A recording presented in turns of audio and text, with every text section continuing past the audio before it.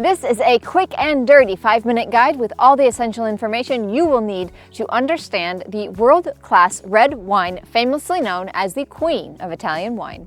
That is Barbaresco. Welcome to the rolling hills of the Langhe, Piedmont in northwest Italy. I am Jacqueline from Hourglass of Wine, and that tower that you see right over that way is Barbaresco. So let's talk a little bit about that iconic wine that is made in those vineyards. It's quite chilly today here in the vineyards, so I'm going to get started. Barbaresco is a DOCG, or Denominazione di Origine Controllata e Garantita, Italy's highest quality classification. It's made from a single grape, 100% Nebbiolo. It's a wine with a lot of history. It was among some of the first recognized DOCs in 1966 and DOCGs in 1980. But the first mention of Barbaresco being made actually dates back to 1894. The production rules in the disciplinary are very strict, especially regarding the production area, which is quite limited. It's centered around only 4 small villages: Barbaresco, with its tower, Neve, Treso, and San Rocco Senodelvio, which is actually kind of like a neighborhood of the city of Alba.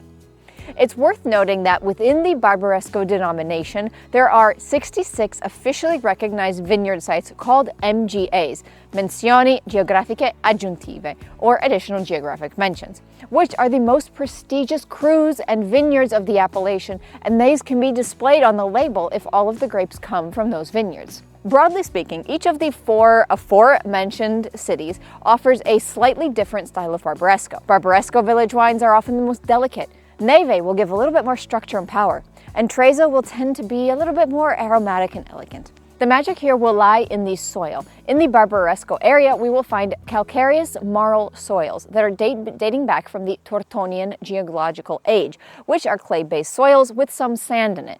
The Barbaresco area is close to the Tannin River, so its vineyards are generally at a lower and warmer elevation when you compare them to the rest of the Langhe. The climate will be continental, with hot and humid summers but cold winters, and the valleys around Barbaresco will create kind of microclimates by those hills and the way the air moves through them in the Langhe. As I mentioned earlier, Barbaresco is a monovarietal wine and the grape is Nebbiolo. It's a late ripening variety which is believed to be named after the Italian word for nebbia, or fog, because of that dense fog that blankets these hills, especially during the harvest time.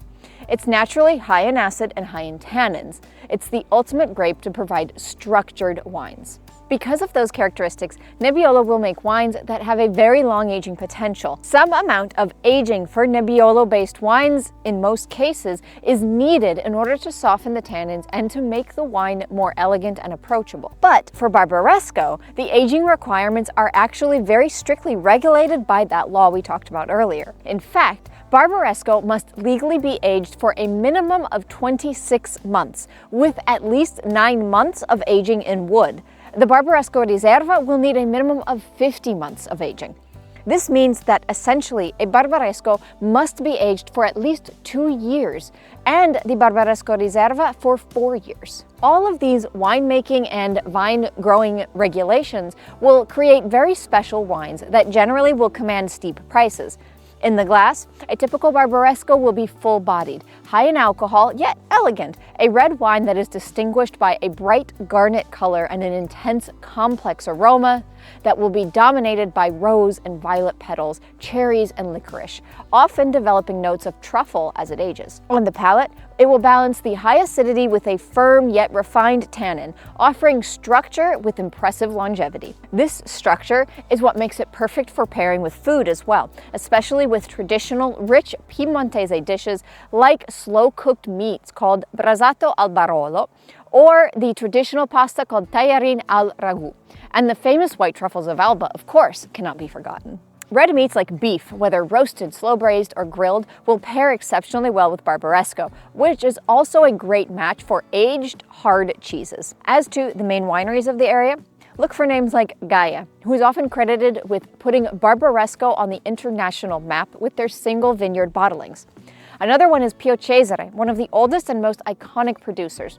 Of course, Produttori del Barbaresco, a local cooperative winery that makes high-standard Nebbiolos and Barbarescos, is a great price point for Barbarescos as well. Bruno Giacosa is known for producing complex, long-lived, and ethereal examples of Barbaresco using very traditional methods. Now there's another very famous wine that is made in the Langhe with 100% Nebbiolo grapes, and that is the king of Italian wine, Barolo.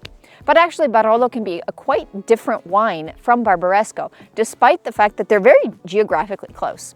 If you're interested in exploring the differences between these two amazing wines, you can watch these videos here, where we compared in depth and tasted these two amazing wines. Thanks so much for watching. Please consider leaving a like from this video and subscribing to the channel if you enjoyed the video today.